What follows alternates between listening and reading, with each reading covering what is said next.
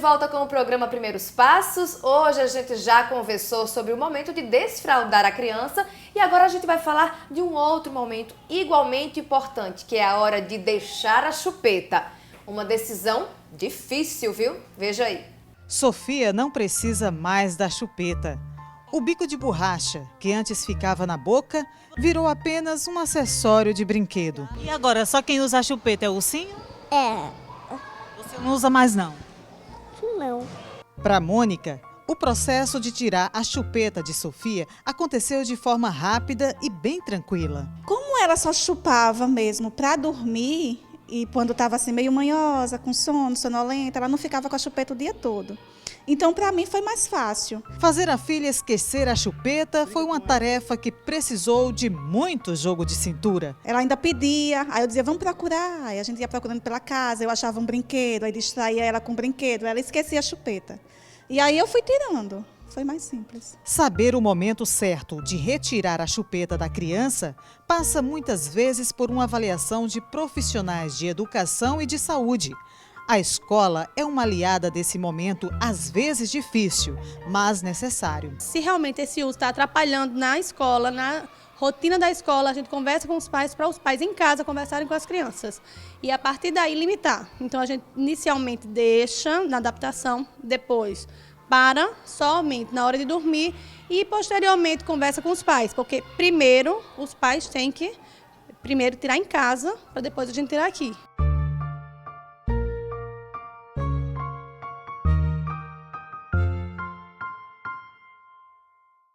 E agora a gente continua o nosso bate-papo com a psicóloga Roberta Peixoto, que está aqui conosco para esclarecer as dúvidas maternas e paternas.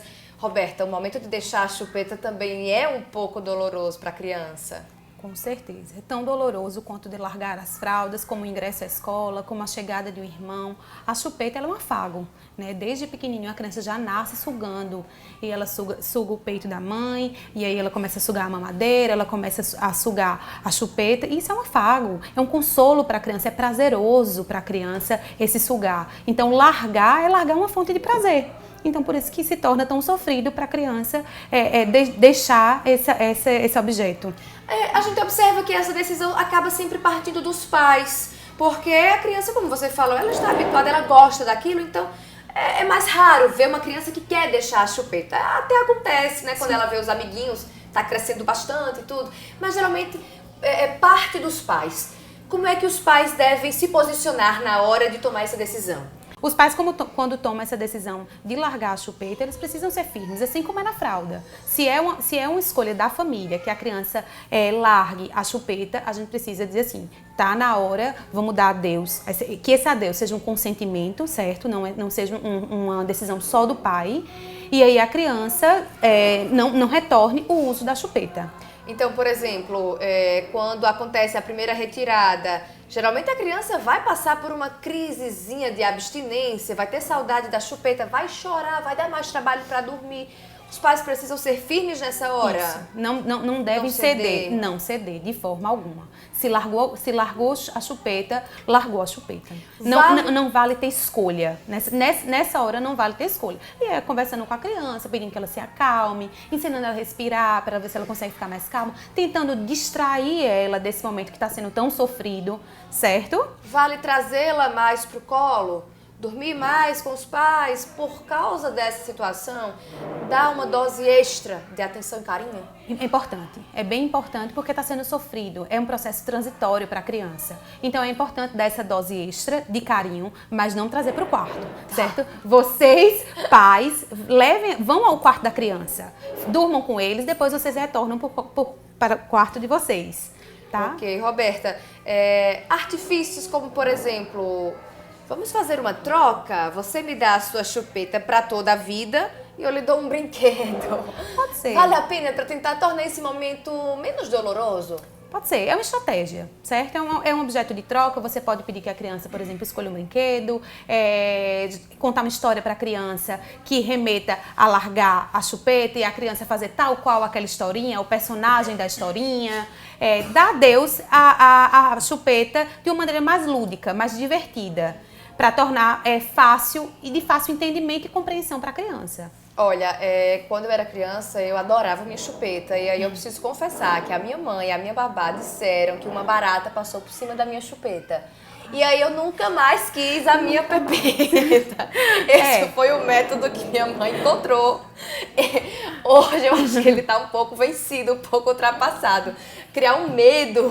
Minha mãe Nojo, sabia né? que eu tinha medo de barata. Ela usou a barata. Ela usou de duas emoções, do nojo E do do medo. Ou seja, a criança fica realmente com aversão à chupeta. O ideal, na verdade, é que a gente não desperte essas emoções negativas, né? Medo, nojo, raiva, ficar com raiva da chupeta. Mas o ideal é que a gente tente proporcionar o amadurecimento. Remeter o quanto ela está crescendo, o quanto ela é autônoma, o quanto ela é independente e o quanto ela não precisa daquele objeto, né? Então, assim, que ela cresceu e que chegou a hora realmente dela dar adeus, que aquilo ali não pertence mais ao universo dela, que ela é uma moça, que ele é um rapaz e que está pronto para dar adeus à chupeta. Então, da mesma forma que acontece lá quando você explicou no momento de desfraldar, também quando a criança conquista essa independência da chupeta, ela também precisa ter essa conquista valorizada pelos pais. Sim, reforço sempre. Reforço para a gente educar, no processo de educar, que é um processo de todo dia, o reforço funciona bem. A gente gosta de ser valorizado, de ser reconhecido e a criança gosta, por exemplo, de quando ela ter a conquista de dormir uma noite sem a chupeta, ligar para os avós, ligar para os tios, contar, compartilhar com a família essa conquista. Ela vai se sentir super valorizada e é importante para o processo de amadurecimento dela, do comportamento dela. Olha só como eu consegui alcançar um determinado objetivo ao largar as fraldas. A chupeta. Roberta, em relação a comparações, às vezes os pais gostam de acabam comparando a criança com outras que se conhecem. Olha, você ainda não largou a chupeta, mas o seu coleguinha, o seu priminho, fulaninho já conseguiu. Você tá vendo? Ele tá bem, ele não tá sofrendo. Esse tipo de comparação é prejudicial ou ela pode ser validada? Olha só.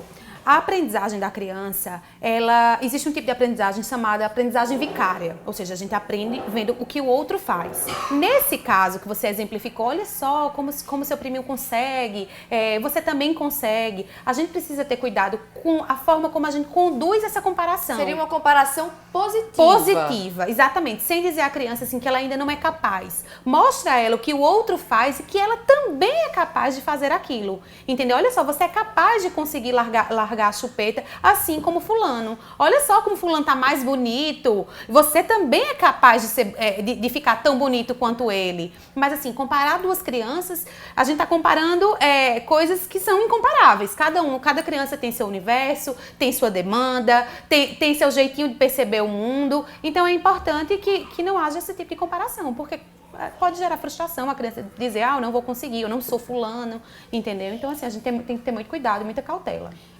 Roberta, e nos casos que as crianças não conseguem, os pais não conseguiram atingir o objetivo na hora que os pais queriam, vale a pena pedir ajuda? Um psicólogo, ele pode ajudar numa situação dessas, mesmo sendo uma situação extremamente doméstica? Pode.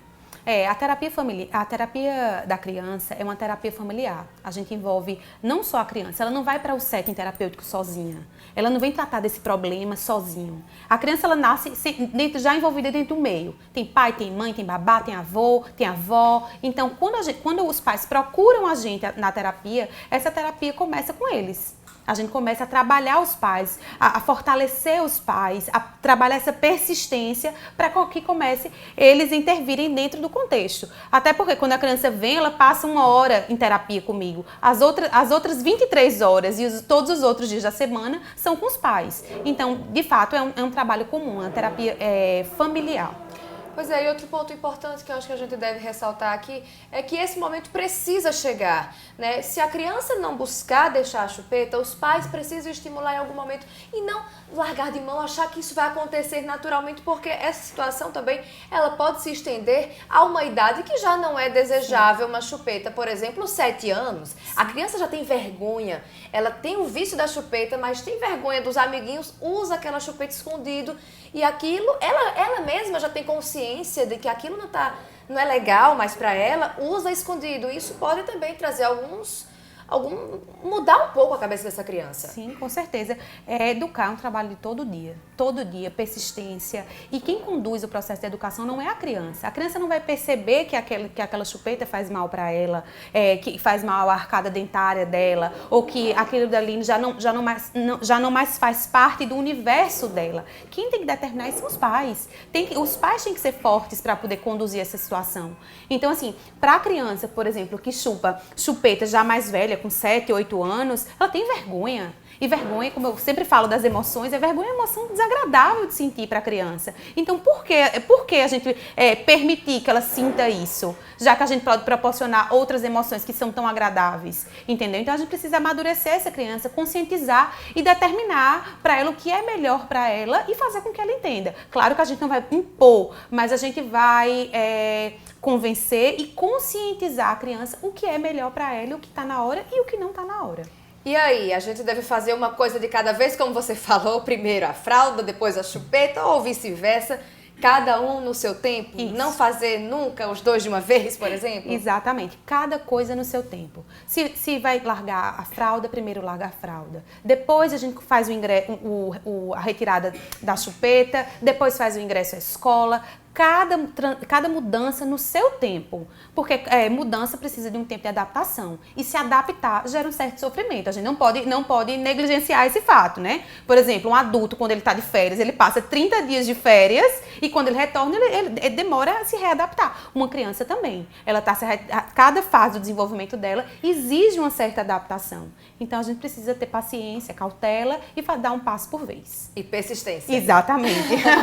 Obrigada, Roberta, pela sua participação. A conversa da gente foi muito boa e acredito que bastante produtiva. Que coisa boa. Também gostei bastante, foi ótimo. Espero que a gente possa ter alcançado a mensagem para os pais. E qualquer dúvida, qualquer coisa, né? O processo de terapia está aí para isso. Tá aí para isso, não deixe de realmente buscar ajuda. Não é vergonha, não. A gente é pai, a gente é mãe, a gente é humano, né? E realmente, muitas vezes a gente vai precisar de um profissional para conseguir aquele objetivo que desejamos. Isso não é vergonhoso, isso é soma de forças, na verdade, né? Seria muito bom se filho viesse com manual de instrução. Mas não vem. Mas não vem, pois não é. máquina. Seria ideal e tivesse esse manual de instrução dizendo assim, em caso de, faça isso. Faça isso. Faça isso, seria ideal. Mas o psicólogo está exatamente aí para isso, para poder orientar, para poder reorganizar algumas dinâmicas de dentro de casa. Não é para criticar, não é para intervir, é para despertar alguns olhares que muitas vezes os pais sozinhos não são capazes de ter. É isso mesmo. Então fica a dica pra você, fica a dica pra mim também, que sou mãe, fica a dica pra gente. E eu espero que você tenha gostado do programa de hoje. Não esqueça que semana que vem temos mais um encontro do programa Primeiros Passos. Até lá, então!